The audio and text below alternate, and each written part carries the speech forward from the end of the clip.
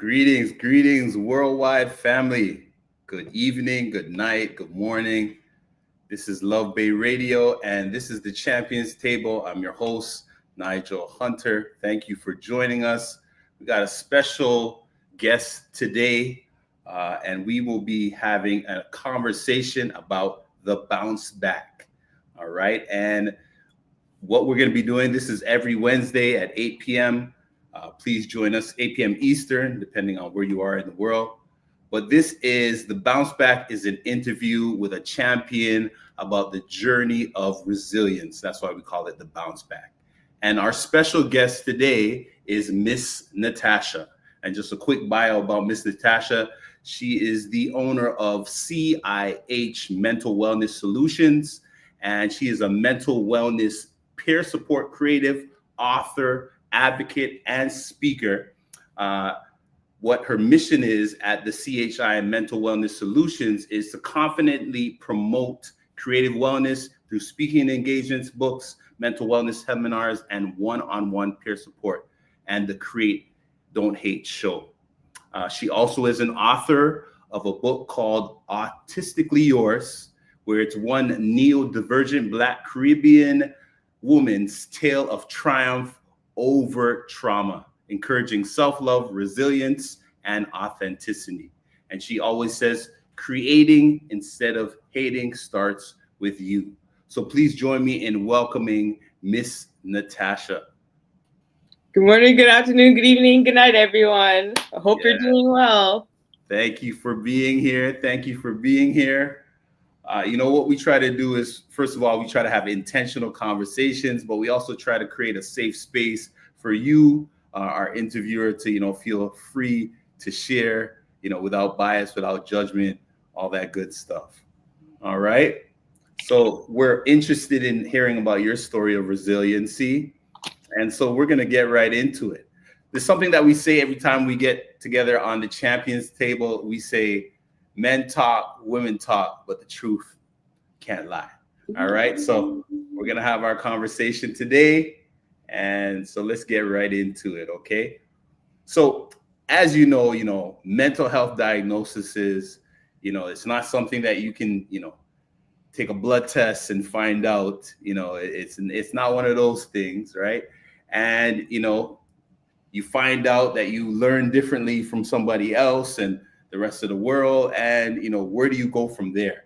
One statement that I heard that really resonated with me is that it's a part of you, but it's not who you are, right? So it's a part of you, but it's not who you are.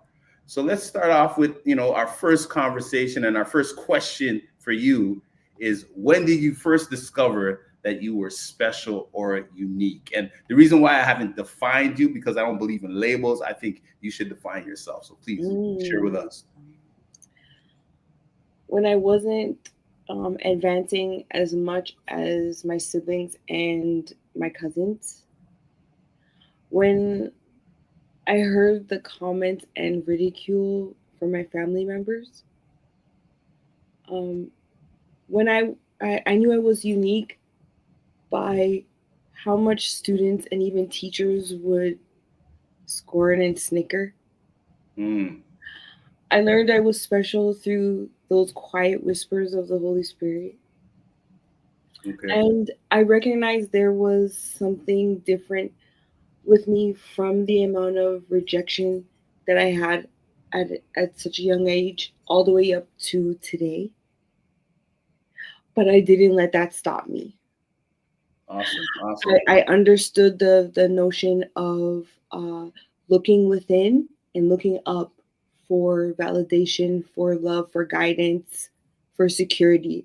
And one thing that I wanted to also read from my book was, sometimes we mistake our most immeasurable gifts for shameful flaws. And listening to people that don't have no business in your path and your journey. Okay, you jumping into two questions now. I'm gonna slow it down a little bit. Okay, so you said you weren't excelling. Like, what do you mean? Like academically? What are we talking about? Academically, I didn't have a lot of strengths Like Okay. with regards to mathematics, I had dyscalculia, Okay. which is a struggle when you grew up in the West Indies or in certain other countries. That's like the number one staple, Right. and getting in trouble for maybe not remembering how to do certain equations. Right. Right.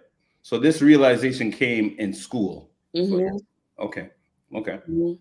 Okay. And at home, Right. um, finding that voice was hard.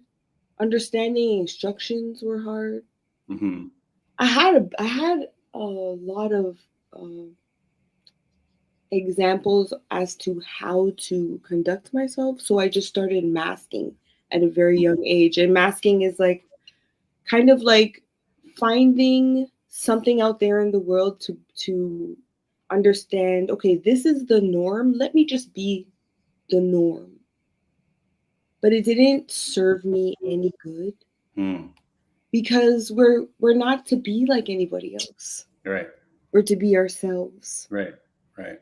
Yeah. I'm glad you said that. Yeah, we're not to be anybody else, but we're supposed to be ourselves, Hmm. be I hope I uniquely answered the who we question. are. Right. Okay. Yeah. Okay. Yeah. I like that. I like that. All right. So let me ask you the next question. What caused you to accept your unseen? Because you used the word unseen disability, right? So what Mhm. caused you to accept your unseen disability as a gift? Um.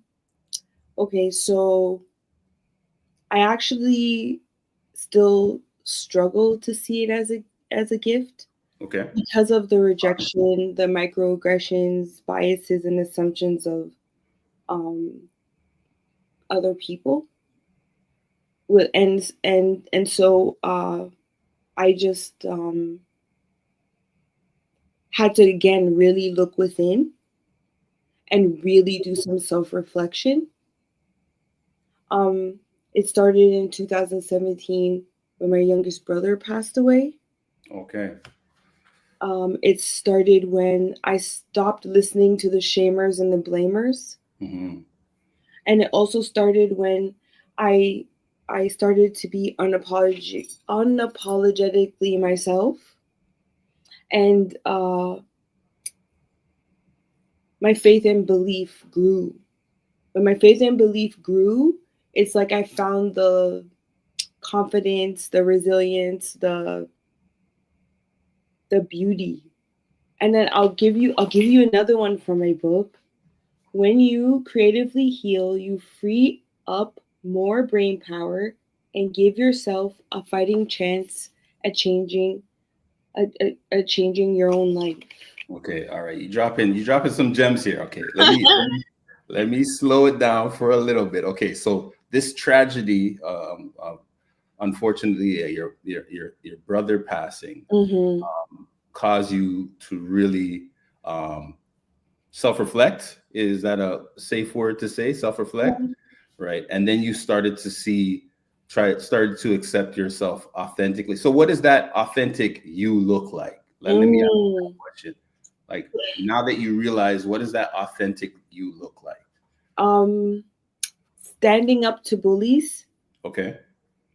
uh, being aware of my flaws and my strengths, Okay. Awesome. um, finding my voice and using my voice, Right. advocating for myself, being a type of person that you'd want to go to, uh, and that requires a lot of unlearning Hmm. and building back of a solid foundation. So I believe that I did all those things throughout mm, maybe a 10 or 15-year span.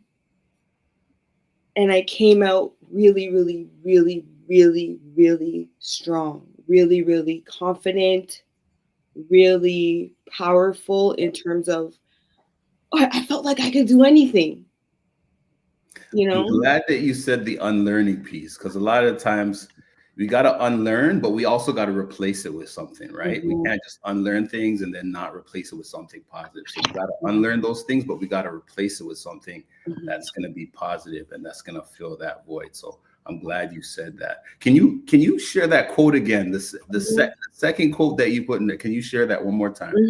Yeah. When you creatively heal, you free up more brain power and give yourself a fighting chance in life. Okay. All right. So you're hitting something. So what does it mean to creatively heal? Like, what I love. are you Thank talking you for about there? asking that. Thank you. Being honest, especially with yourself and others around you, especially with the people that's closest to you. I find that since I've been my most authentic self, people have not been. They'd rather me low and low and low. Well, they stay haughty. So it's like, can you repeat the question again? Because I'm getting like no, you I was asking you about you said creatively healing, right? So I wanted to know what does that look like, you know? And you started sharing it. So being authentic. Yes. Authentic, yeah. Finding what is in your heart, your mind, your soul, what is affecting you and why. Being real, looking in the actual mirror and stating to yourself, I will not continue this upward, whatever spiral you're on, and looking for clarity. Self-reflecting in positive ways. I have something in my business that's called a sincere peer, because I believe I'm a peer supporter. Right.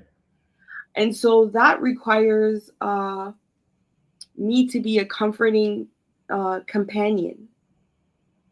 That requires me to be an empathetic listener. And also a practical and emotional peer support.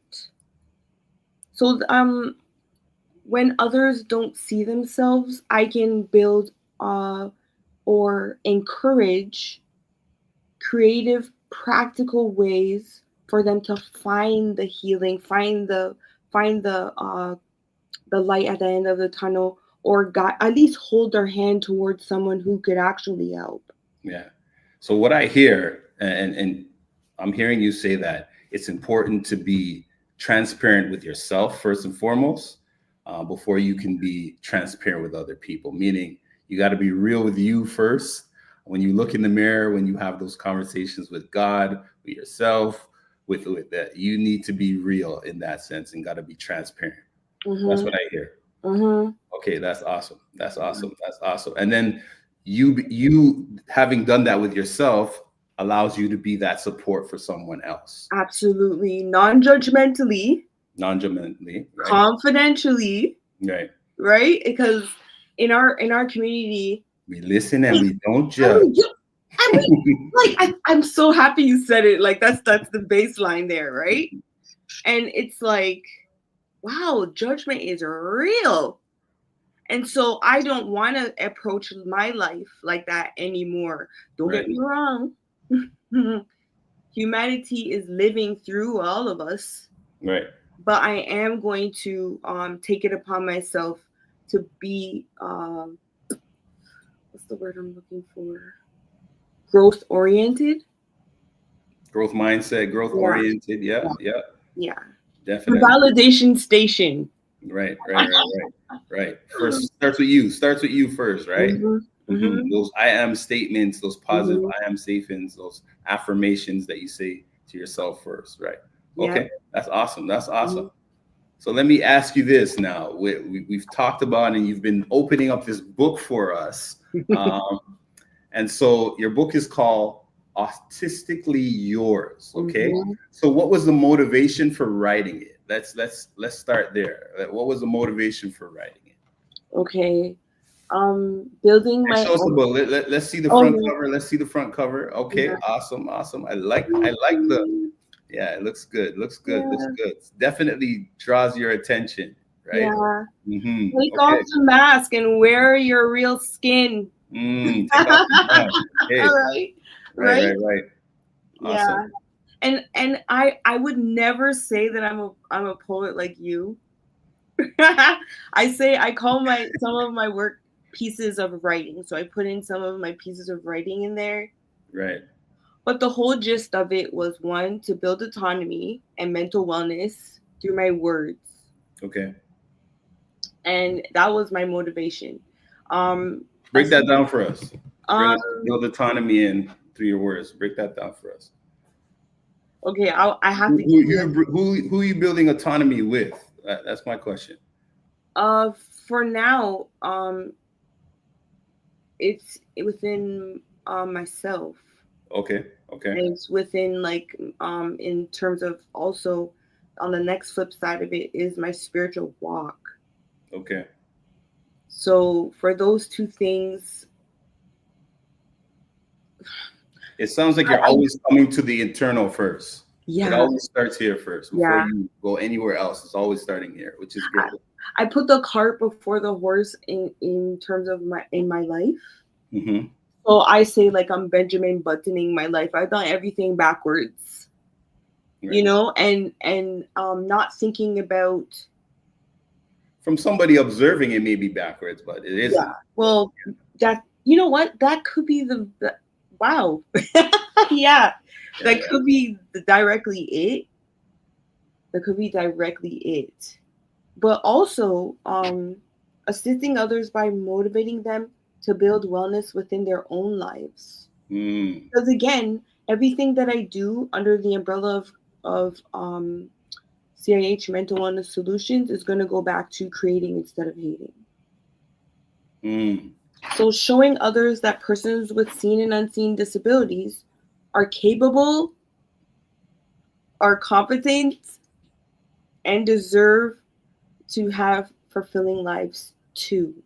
Okay, you're saying some really good. Can you say that one more time? Yeah. What did you the piece about not the piece about allowing others to kind of self-advocate for themselves, but you said it in a different way. Can you say that again? Assisting others by motivating them to build wellness within their own lives. Because I'm just a helper. Yeah. I'm nowhere near anything but a helper. Right. And encourager. Right. And a lover. Right. There's a few. Right. Giving people the ability to actually create those strategies for themselves within their own lived experience. Yeah, and just be beside them. Right. So once again, you're empowering them to really, gain those tools, gain those skills, so they can use it on a day-to-day basis. Yes, because that's how I was taught. Okay. Nice. The purpose of the book is to practically show and share what resilience really looks like. Awesome. Okay. And sticking to your most authentic self, once again, using my words for good, not evil. Yeah. That's awesome. And I have a scripture for you. Is that all right? Yeah, of course. Because it actually directs the reasoning why I wrote this book. Okay. So First Peter 2:15 says, okay, For it is God's will that by doing good you shall silence the ignorant talk of foolish people. Yes. Amen to that. So preach, sister. If I have a book, a lot of the foolish people got to be quiet, because at first, when I didn't know myself, I was yapping my beak about how much I'm going to be writing and how much books this and how much I'm going to do, and I didn't do it. I didn't execute. Right. But you see now, you've executed. Right. I've executed, and not only that, cleaned up my closet. Talk about that. What do you mean by that? Cleaned out your closet. What do you mean by that? How can I say this? Like, found all the nooks and crannies where shame lived. Where guilt lived. Yeah. Where self-doubt lived. And found that those didn't serve me. also the people in my life, they weeded themselves out after I started to push up my chest and push my back and my shoulders like real When fast. you weren't living in the guilt and the shame and so forth, the people who They just, they you weren't know, around anymore. they just The naysayers. fluttered away. Right. And so I said, hey, this is something I need to continue. Right. It's not like before where I still had a hunch over. Yeah. And it was because I was serving the people in my life, family and friends, colleagues, whatever, as my God. Oh, got it. As they're my saviors. Right. When in actuality, it doesn't matter how long you've known them. Sometimes it's, do you know yourself? Mm. And how well do you know yourself? Mm-hmm. And through this whole process, I learned it, and I want to share because I'm not a hoarder. Right.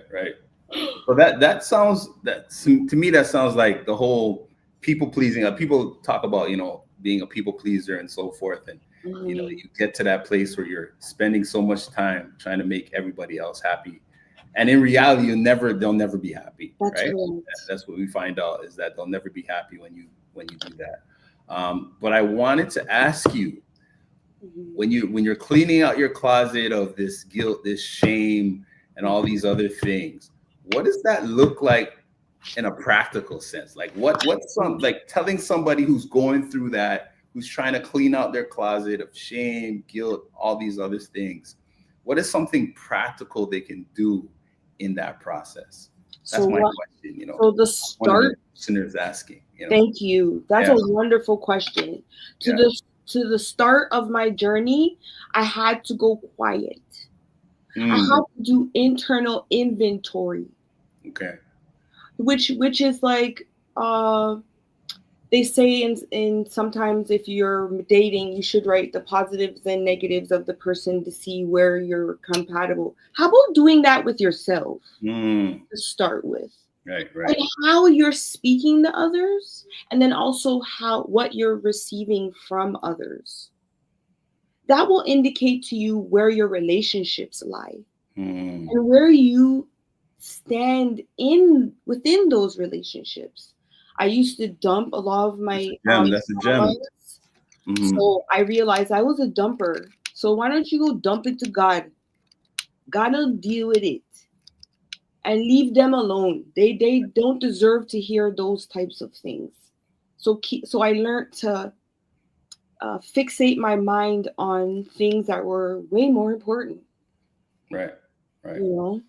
Also, the things that you're eating is also important. The way in which you're taking care of your whole entire body is very important. Right. It kind of like purges the negativity if you're eating right. And then it helps you to think better. Okay. I wanted to be normal so bad that I ate and went places that I wasn't supposed to. Right? Once I stopped doing it, it was like, yeah, let's go. I always use this analogy with Frozen, the cartoon. In the movie, the character, one of the main characters, they say, conceal, don't feel. And so if you conceal and then put another conceal and another, how do you like break free of that weight? Right. Start to write down why you're feeling certain ways in your phone, in your wherever you have to put it. Use a pen and paper, or use your phone, and start to figure out. I have one of my favorite books. It's called Feedback Mentality, and it's by this woman. Can you tell us the author? Can you tell us? Dr. Shanita Williams. Okay, Dr. Shanita Williams, and it's called Feedback Mentality. Okay, and what does it talk about? It talks about how we receive and give feedback. Okay. It's such a simple thing, but Mm-hmm. if we're to be our most authentic selves, we're gonna have to have the hard conversations. That's another whole like thing in itself for me. Mm-hmm. Having hard conversations. If someone cannot take a boundary that you may have set or a frustration you may have and you've said it in love, maybe you have to reconnect with why you're with the person that cannot take what feedback you have, Mm-hmm. and try to evaluate, what am I really here for, Right. and how is this relationship feeding me. Right. Right. Mm-hmm. So constructive criticism, feedback, but Mm-hmm. how you receive that feedback, right? Mm-hmm. Mm-hmm. Mm-hmm. And you know what I've realized is that sometimes it doesn't come in the package that you may want it to come in Mm-hmm. feedback, and the feedback that's most beneficial, it doesn't come out always in the best package, but if Mm-hmm. it's necessary and it's for your betterment, you got to receive it, right? You know, Mm-hmm. as we know, we used to have to, drink some bitter stuff, but the bitter stuff was the stuff that made us better, right? So yeah, same goes for feedback, for sure, for Mm-hmm. sure. And you said something, and something that I've always disagreed with is that whole notion of being normal, right? Everybody's striving to be normal, and that normal looks the same for everybody. And I so disagree with that. Society may have you think that way, but you're meant to be special. You're meant to be unique. You're meant to be different in your own way. You know what I mean? And I think we all need to strive to do that, as opposed to trying to be this cookie cutter normal. You know what I'm saying? Yeah, for sure, for sure. I'm glad you brought that up. So let me go into the next question for you. And you talked to, just for my own. I've never heard this title before, so it kind of jumped out to me. So I had to ask. So what is it? What is a mental wellness peer support creative? Yes. Let me say it again. What is a mental wellness peer support creative? Because I've never heard that title before. For you, Ms Natasha, I have not heard that title. So, um yeah. Again, it's someone who's non-judgmental. It's someone who wants to celebrate your victories with you. It's someone who wants to listen empathetically and help you navigate without judgment or yapping it to somebody else. Mhm. It's about um, making someone feel empowered in creatively, and helping them to build mental wellness in the areas where they're struggling, Mhm.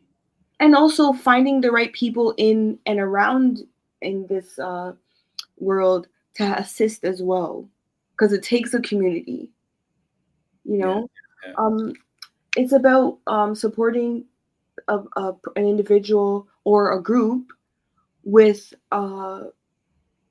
growth and acceptance of themselves and sometimes the hard people in their lives. Okay. Okay. So I'm gonna pause for a second. Yes. You said something. How do you support someone creatively? Uh, Let's talk about that. How do you support somebody creatively on their creative journey?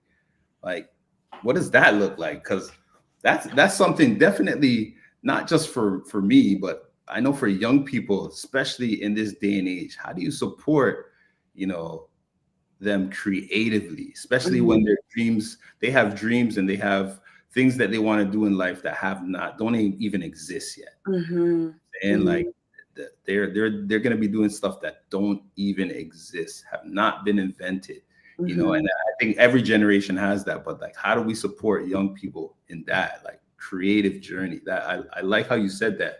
How do we do that? What does that look like practically? I'm always down to the steps. Let's make this, mhm. you know. I would be around you for a little while and also get to know who you are and build a kind of a notion. Right, right. and So it figure starts out with a relationship. Starts with yes, building a relationship with rapport, people. yeah, Okay. rapport, and Okay. then finding your likes Mm-hmm. and your dislikes, and then coming up with solutions or tools that can assist you in finding that path towards wellness. So, for Mm-hmm. instance, uh, maybe taking paper, because I stationery is like one of my things. So, and drawing your ideal space, your ideal, the things you want to see, the things you want to achieve, and Mm-hmm. doing that in a if it's It um, almost sounds like a vision board a type of vision vibe. board or collage or some Yeah. sort of practical. But let's go to the dollar store and buy whatever things we have to buy. It's kind of like, how can I say this? It's kind of like going fishing when you've never been fishing before. It's Mm-hmm. kind of like taking yourself out for a walk and you've never walked all winter. Right. And let's dissect what's been going on. It's about being there in an IEP meeting and saying, you know what, this person is doing their best, and this is what you can do as the person who's supposed to be supporting them. This is what you can do to better support them, because some people don't have the voice for advocacy. They need someone with them creatively coming up with the ideas to bring into the space for the hard conversation. Okay. I'm glad you said that. So you sometimes will support parents. Oh yes. I Parents was sorry. in meetings with the school, and with the, they call it individual education plan. So you'll help out parents in that process, in the sense of Yeah, sitting in and being, sort of their voice and their support, in the sense of yeah. allowing them to get that support with their child Yeah. when they're I, in. I didn't just because Yeah. some people think that because I have disabilities that I don't have any sense. So I have to like explain myself always. So in saying that, I will tell you, all of you, all my backgrounds and why I think I'm qualified. I was a preschool readiness instructor for 20 years. I worked with You persons said with personal disabilities. readiness. Yes, so Okay. getting children ready for school. Okay. Cool. Also, I worked with seniors. I worked with persons with disabilities for 5.5 years. I have like, I don't know. I just have a love for people and wanting to see them win Right. Right. in all sorts of facets. So just building that rapport is something that is invaluable. Going to lunch and just speaking about what you aspire to do or be. Some people don't have anyone to tell that to, Right. Right. and it's just like, whoa, I have something here, but how could I bring it to life? And I just started to work within, and then things started to gravitate to me. Right. Right. Speaking engagements, individual one-on-ones. I got to go to speak in Atlanta That's about awesome. mental health. I Mm-hmm. got to speak in certain small spaces, and hopefully in the future very large spaces. Mm-hmm. It's just something that with the right tools, this whole creative healing thing is going to take off. I think so. I think so. Yeah, I I think think it's so. it's taking off already. And you said something that resonates with me, is that when you authentically accepted who you were, Yeah. I think that also opened a lot of doors and opportunities, because you're living in your purpose, in the sense of who you are, and you know why you're doing what you're doing, and those opportunities are going to come because you're in that space. You know what I'm saying? You're living in that space. So I think that's commendable, you know what I'm saying, for you, that I'm saying that to you, that's commendable, that, you know, you've authentically realized who you were. And that's when the doors start opening, you know. Yeah, yeah. You're not, as your book shows, you've taken the mask off, right? Mm-hmm. So yeah, that's important. That's important. I think all of us, you know, viewers included, myself included, is that when we take those masks off and we live authentically, who we are, who we were created to be, that will definitely open the doors and the opportunities that are supposed to be there for us. Yeah, Absolutely. yeah. That's amazing. That's amazing. Yeah, and I'm glad that you've explained that role there. You know, Mm-hmm. mental wellness, peer support, creative. I like that. I really do. I have something in my book that I found in another book about self affirmations for persons with autism. Mm-hmm. And one of the first ones that I made sure I included in here is I am not defective, I am different. Mm, I like that. Can I hear them? So, what are the affirmations? Can we hear them? I am not, I will not sacrifice my self worth for pure acceptance. And I Okay. did that. Awesome. I That's actually awesome. did that many times. Mm-hmm. And I learned that that's not a fire that I'm willing to get burned in anymore. Mm-hmm. Say that one more time. Yes. I will not. I will not sacrifice my self worth for pure acceptance. Yeah, I think that applies to everybody, right? I Mm-hmm. think that applies to everybody for sure. Mm-hmm. Definitely for the autistic, but also Mm-hmm. for people in general. Yeah, yeah. Mm-hmm. Let me hear the second one. I am good and interesting. I am a good and interesting person. Because Mm-hmm. people could make you believe you're not. And meanwhile, suck out all of the energy and the worth and all this out of you. Right, right, Oh, you're nothing, but yet come over here and give me this and this and this and this, and then bye. No way. right, right, So the right, right. next one, I That's am value. That's value. Your own value. Yeah. yes, Mm-hmm. I am capable of getting along with society. Mm. So society will tell us that we are unworthy, and that Right, is absolutely farce. right, A lie. right, And when you start to know it, it's like you'll see the world for what it is. The matrix, you'll see you're in the matrix and you'll see where you can avoid and where you need to go to make it out.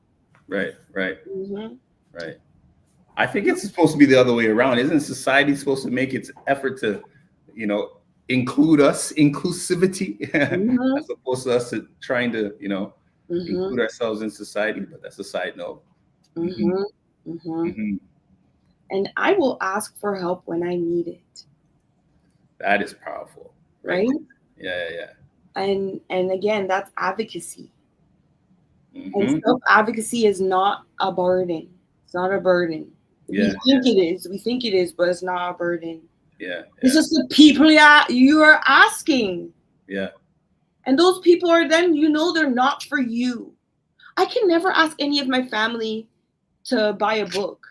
Right. It's strangers. Yeah, yeah, yeah, yeah. It's funny. My brother said the same thing to me like 2 days ago. He was like, you know, don't look for the people to know you to support you. It's going to be the people who don't know you that are really going to be the ones that support you. You know what I mean? And you said something, I don't want to forget it, in the sense of asking for help. When we talk about men, and you know, that whole notion of, you know, we don't like to ask for help, and or we shouldn't. We've been told that we shouldn't have to ask for help. You know, you're a man, you don't need to ask for help, and so forth. And I think that's very, very important for us men to realize, and that, you know, it's okay to ask for help from the right people.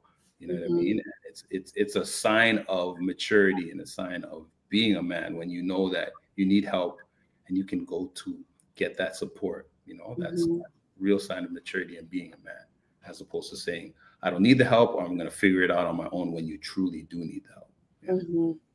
I agree. Appreciate you saying that. Yeah.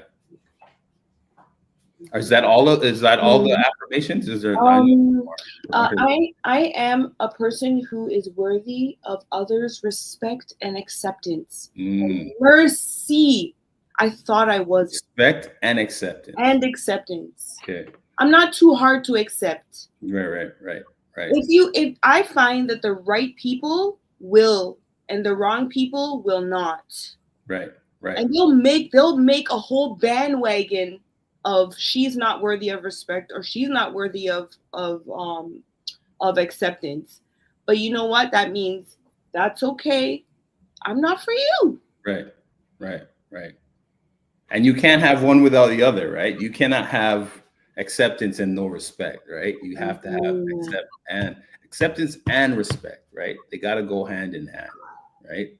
That's key, and I'm glad they put that together. Acceptance and respect, right? And you can't say you accept me and then you don't respect me, right? No. Right. And that's exactly what was happening, and it was tripping my mind, like the breaker. Yeah. And I was like, what is happening? Right. And I realized, again, once you find whose you are and who you are, they can't trip that up anymore. Right. You can't trip that up anymore. Right. People who accept you and respect you are not trying to trip that up in the first place, right? I will find a career interest. I will find a career interest that is well suited to my abilities and interests. Because with disabilities, sometimes you're not given the chance, so you don't even know what is your career interest or what am I good at. So I made sure to try everything, and good heavens, I have. Right. And I believe I'm in the right place now. It just fits right. That's good. Yeah. I will be patient with those who need time to understand me. So I will be patient with those who need the time to understand me. Wow. Okay. Right. So to me, this is for new relationships because, you're just too hard to understand. Actually, you're ignorant and you have shame, and you can go over there and deal with it, and to bring in for all the new great people that are going to come my way. And that's how it has been, and it has been fabulous because of my my love of the Lord, and because I know who I am, and I know whose I am. Yeah. It's so wonderful. But I hear in that also. I also hear in that there's a level of accountability too, right? And that's important in the sense of that you are accountable. That it takes time, it takes patience, it takes not just from that person, but also for you allowing that person to understand who you are, right? And so you're taking the patience and taking the steps to say that, okay, I'm investing in this relationship and I'm investing in this person, and I want this person to be a part of my life, and I'm going to take the time to really teach them who I am, right? So I think there's a level of personal accountability when I hear that as well, right? Because if the person is willing to be there and wants to be there, you gotta take the opportunity to be like, okay, let me give them the opportunity to understand who I am. Yes, and that's real. That's and really getting to know them as well, and being open to who they are. That's very important as well, Right. As well. And then the last two, I am never going to give up on myself. Awesome. Yeah, and I will accept myself for who I am. Yeah. Those are awesome. And I think those go for the world. You know what I'm saying? Everybody. Yeah, that's amazing. That's amazing. All right, so I'm gonna get into this question here. We can spend as much time as we want to on there. So, what is the create, don't hate movement? I call it a movement. You know what I'm saying? It's create, don't hate movement. Can you share with us what that is? Before I even answer, I must say we all, as we all know, there is so much hate in the world, and we don't want to promote that. Right. So hence why we're even doing this. All of its forms. That's correct. Okay, right. And so, in my journey, I was hating on myself. I was hating on myself, and I was like, wait a second. It starts with me, you know? Right. And I wrote a children's book when I started this journey called Exceptionally You, because you can only be you. That's all you can do. Mm-hmm. Right? And so that made me start to think about, how could I create greatness and all the things that I want in my own life? And I said, something fluttered, create, don't hate. Right. So create, don't hate is a real practical way of encouraging mental wellness, creativity, hope, and resilience. Okay. Create, don't hate was born out of frustration. The frustration of persons hating on others with differences. And I wanted to create a movement of hope, grace, creative wellness to assist others within their own walk. It was a way for me to get through the tough times. It was a way for me to open up my mind creatively. So I started bouncing. I got myself a trampoline in my office, those like one of those one person ones. Yeah. To get my sillies out. Right. If I'm upset, bounce. Right. It's not that serious. Right. You understand? You still have now? Is it something you still have now? Yeah, that's dope. That's dope. Yeah. If I'm overexcited, bounce. Get your sillies out. Some people go play ball. Mm-hmm. Some people go play football. Some people run track. I used to run track. Yeah. I don't ball anymore, but those are the ways that I create instead of hate. I create instead of hate by speaking kindly to others and myself. I create instead of hate by building this business. Right. I wasn't getting hired. And so it was just before COVID. And I was like, I need to do something. This is ridiculous. Right. And so I created instead of hating on my life. Yeah. And that's what I want to encourage in everyone. What can you do? Or what are you good at? Let's cultivate that. Let's start there.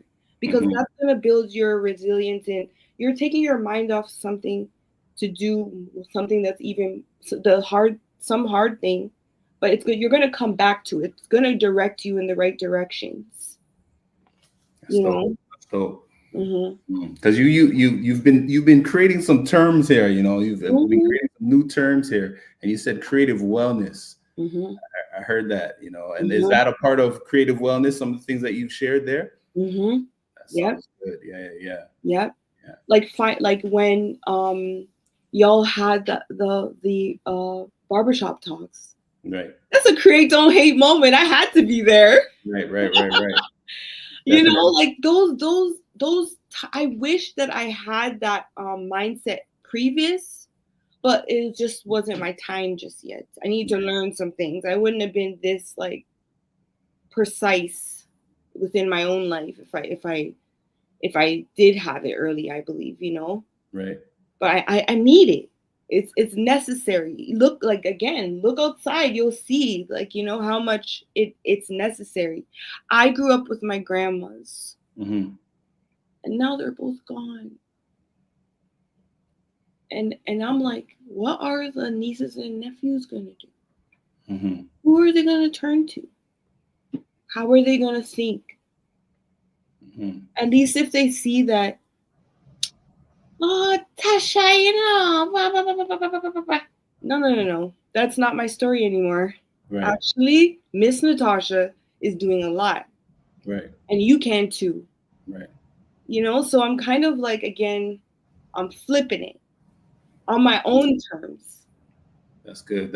Let me ask you a question. So what would you tell a little girl, coming up, having some of the similar, struggles that you had and so forth? What would you say to a little girl like that? I would say that means not say little girl, little boy. Yeah, little boy. I would say give yourself grace and empathy. Be kind to yourself. And empathy, you said. And empathy. Okay. And be kind to yourself.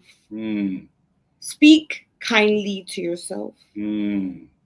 Don't try to internalize what others say about you that's negative. Yeah. But listen enough to know that there may be some things you need to change.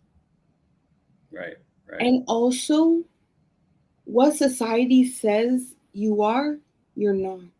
I like that. That's a word right there. Speak kindly to yourself. Mm-hmm. That is the Wednesday word. Speak kindly to yourself. Start there. Yeah. And create instead of hate in your own life first. Yeah. Don't point the finger at anybody else and you didn't do the work over here. Yeah. And I think that's what I'd say. That's dope. I'm glad you said that. That is powerful. Mm-hmm. That is powerful.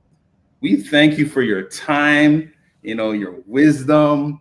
Let me end off by saying this. How can people reach you? How can they get a copy of your book? Like, how do we do all of those things? You can reach me at natashaconnects@gmail.com. Okay. At Create Don't Hate on YouTube. Yeah. And at Ms Natasha Connects on Instagram. Okay, cool. And I know we have the flyer that's out there, so all those contacts, or at least the Instagram contact, I know for sure is there. Yeah, we thank you for being a part of the Champions Table today. Men talk, women talk. Mm-hmm. Truth can't lie. We're glad that you're here, and it's been a pleasure. It has definitely been a pleasure.